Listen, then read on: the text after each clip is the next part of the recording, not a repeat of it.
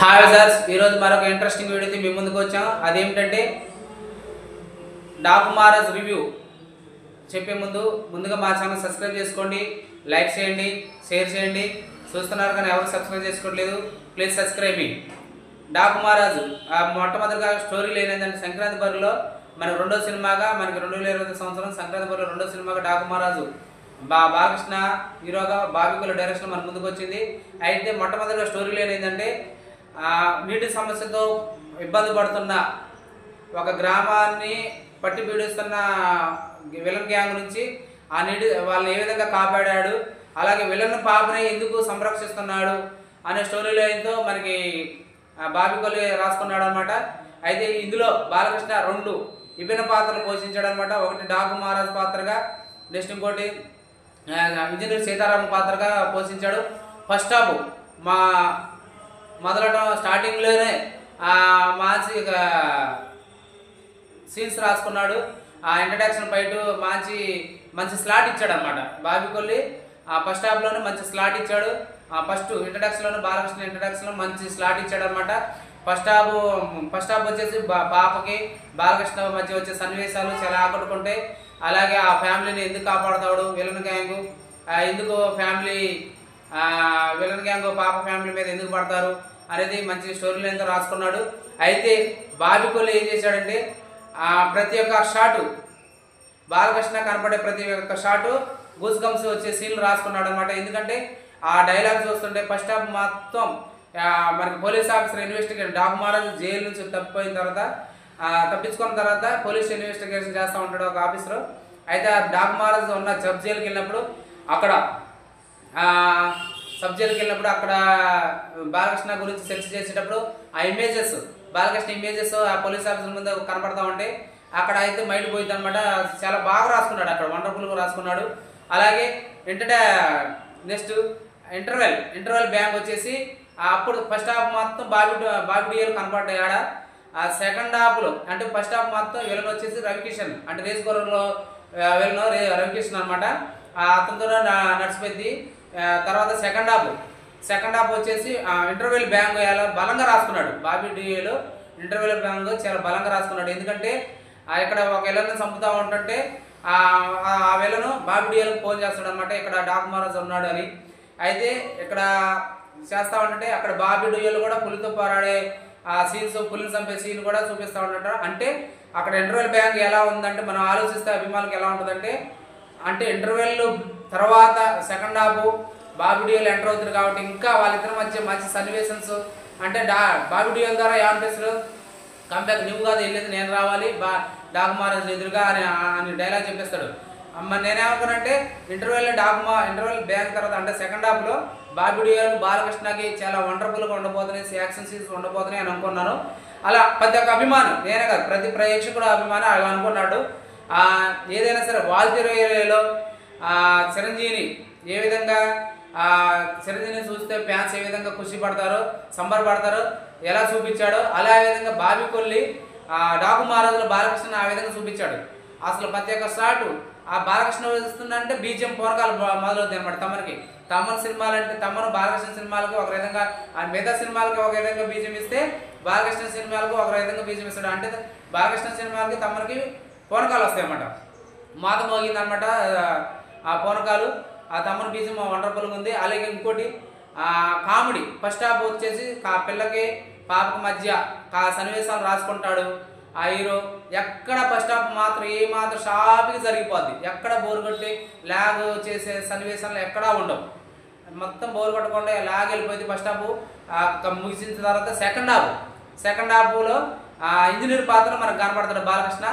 Engineer పాత్రలు కనపడి ఒక నీటి సమస్యతో ఇబ్బంది పడుతున్న బాలకృష్ణ ఆ ప్రజలను ఏ విధంగా కాపాడాడు, ఏ విధంగా ఎంట్రీ చేయడం అనేది మనకు చూపిస్తాడు. అయితే సెకండ్ హాఫ్లో 2 ట్విస్టులు మనకు రాశాడు అనమాట. బాబికొల్లి 2 ట్విస్టులు ఇచ్చాడు. ఫస్ట్ ట్విస్ట్ ఏంటంటే మనం ఒక విధంగా అనుకుంటాం పాపే బాలకృష్ణ బిడ్డ అనుకుంటాం. అయితే లాస్ట్లో ఒక ట్విస్ట్ ఇస్తాడనమాట. అలాగే కలెక్టర్ అప్పుడు దాకా విలన్కి భార్య ఉన్న కలెక్టర్ మరి బాలకృష్ణకు సపోర్ట్ చేస్తుంది. మరి అదొక ట్విస్ట్ రాసుకున్నాడు. బాలకృష్ణనే రెప్పించింది అనమాట, అదొక ట్విస్ట్ రాసుకున్నాడు. ఏదైనా సరే సాంగ్స్ అయితే లబిడి దిబిడి song, Daaku Maharaaj title song పర్లేదు బాగానే ఉన్నాయి. అయితే కామెడీ కామెడీ అయితే అక్కడక్కడ కొద్దిగా అంటే ఈ సినిమాలో కామెడీకి అంత స్కోప్ లేదు, అక్కడక్కడ మాత్రమే పండిద్ది అనమాట. ఎక్కడా స్కోప్ లేదు కామెడీకి.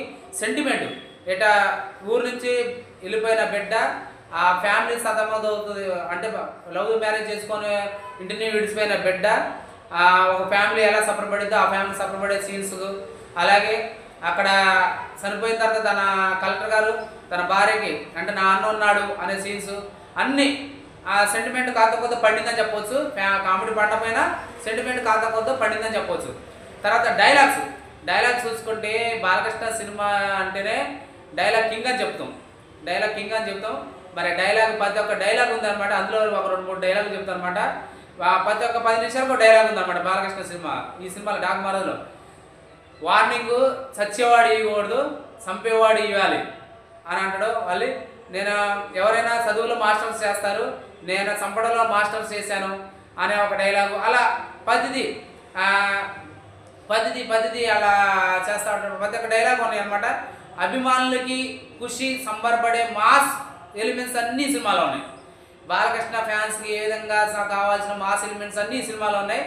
మరోసారి సంక్రాంతి బరిలో బ్లాక్ బస్టర్ టాక్ తెచ్చుకుంటుంది అనిపిస్తుంది నాకు, ఎందుకంటే అలా ఉందన్నమాట. ప్రతి ఒక్క మాస్ ఎలిమెంట్. మళ్ళీ అలాగే డాక్ మహారాజ్ నేనేమనుకున్నానంటే ఫస్ట్ హాఫ్ మొత్తం అయిపోయిన తర్వాత బాలకృష్ణ గ్యాంగ్ వచ్చి కనపడంలోనే ఇలా నమస్కారం ఇస్తాడు కాళ్ళ మీద కూర్చొని. అంటే సెకండ్ హాఫ్లో ఇంకా నెక్స్ట్ లెవెల్లో ఉంది సినిమా అని నేను అనుకున్నాను. అయితే సెకండ్ హాఫ్లో ఓన్లీ సాదా సీదా సీన్స్ మాత్రమే. ఇది ఎప్పుడుగా రెగ్యులర్ జోన్లో ముగించే సినిమానే మనకి రొటీన్ స్టోరీనే మనకి చూపించాడు బాబికొల్లి. మొత్తానికి అయితే బాలకృష్ణను చూపించడంలో ఫ్యాన్స్ తగ్గట్టు చూపించడంలో సక్సెస్ అయ్యాడని చెప్పొచ్చు బాబికొల్లి. చిరంజీవిలో ఏ విధంగా సక్సెస్ అయ్యాడో బాలకృష్ణను కూడా సూచించడంలో సక్సెస్ అయ్యాడని చెప్పొచ్చు. అలా ఉందన్నమాట. ఏదైనా సరే బాలకృష్ణ అంతకుముందు అఖండ తర్వాత అఖండంత బ్లాక్ బస్టర్ హిట్ కాకపోయినా ఈ సినిమా అయితే ప్రేక్షకుల్ని సినిమాలో కనెక్ట్ చేయడానికి డైరెక్టర్ సక్సెస్ అయ్యాడని చెప్పొచ్చు. బీజిఎం పరంగానే సక్సెస్ అయ్యారు. ఫైట్స్ వెరైటీగా రాసుకున్నారు. ఆ బాలకృష్ణ గుర్రపుసారి ఇసుక తుఫాను మరీ బాగా చెప్పుకునే సీన్ ఏంటంటే అక్కడ పాపను పడుతుంటే ఇసుక తుఫాన్లో గుర్రపుసారి మీద వస్తూ ఉంటాడు బాలకృష్ణ. అది ఇంట్రెస్టింగ్ ఉంది. ప్రతి ఒక్క 10 నిమిషాలకు ఒకసారి అభిమానులకు ఏ విధంగా కావాలో ఆ విధంగా ప్రతి ప్రేమ రాసుకున్నాడు, ప్రతి ఒక్క షాట్ రాసుకున్నాడు. ఇది చెప్పడానికి ఈ వీడియో సరిపోదు అన్నమాట. మనకి 8 నిమిషాలు వీడియో సరిపోదు. అలా ఉందన్నమాట. ప్రతి ప్రేమ ప్రతి ఒక్క shot Balakrishna fans visualization scenes మొత్తం అన్ని ఉన్నాయి. ఏదైనా సరే ఈ సినిమా వచ్చేసి ఫ్యామిలీ ఆడియన్స్ చూడదగ్గ పిక్చర్ కాకపోవచ్చు, ఎందుకంటే ఇది ఓన్లీ మాస్ గుడ్ మూవీ. ప్రతి ఒక్క సినిమాకి నేను ఇక్కడ నుంచి టైటిల్ ఇస్తాను అనమాట. ఇది ఓన్లీ మాస్ గుడ్ మూవీ అనమాట. అంటే మాస్ పరంగా మంచి ఎలివేషన్స్ ఉన్న మంచి సినిమా గుడ్ మూవీ అనమాట. మొత్తానికి బాలకృష్ణని మరో మాస్ అవతారంలో చూశారనమాట. అఖండ తర్వాత మాస్ అవతారంలో మరి చూశారు. కాకపోతే ఈ సినిమా మొత్తం డార్క్ షేడ్లో నడిచినా సరే అభిమానులకు కన్విన్స్ చేసింది అనమాట. మొత్తానికి అయితే తమిళ బీజం ఇంట్రెస్టింగ్ ఉంది, వండర్ఫుల్గా ఉంది. మేమిచ్చే సినిమా ఈ రేటింగ్ అయితే ఈ సంక్రాంతి బరిలో దాదాపు ఈ సినిమా కూడా నిలిచిద్ది అని చెప్పవచ్చు. ఎందుకంటే పాయింట్స్ ఏంటంటే రివ్యూ ఏంటంటే 5కి 3.5 ఇస్తాం అనమాట. అలా ఉంది, ఎందుకంటే యావరేజ్ కంటే అబోవ్ అని చెప్పుకోవచ్చు. మంచి వండర్ఫుల్గా మాస్ ఆడియన్స్కి మాస్ ప్రేక్షకులకి కావాల్సిన మంచి సినిమా అనమాట ఇది. Dock Maharaj review. మీ కనుక సినిమా చూస్తే ఎలా